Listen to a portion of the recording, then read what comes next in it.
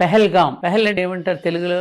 మొదటి పహలా. గ్రామం పహలా. అలా ఈ పెహల్గాం అనేటటువంటి జాతిని ఒక్కసారి మేలు కొలిపింది. ఇది దేనికోసం జరిగింది అనుకుంటున్నారు?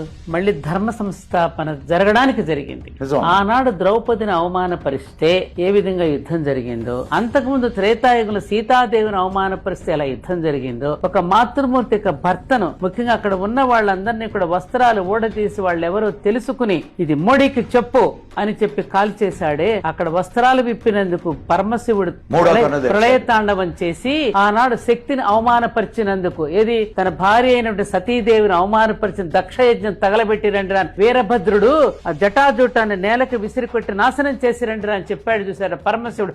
అదే సంఘటన జరిగింది ఇక్కడ. ఆ తల్లికి జరిగిన అవమానం నీ మోడీకి చెప్పరా అంటే వెళ్ళి మోడీ అనే విష్ణుమూర్తికి చెప్పింది. విష్ణుమూర్తి సుదర్శన చక్రాన్ని సంధించాడు. ఏమంటారు?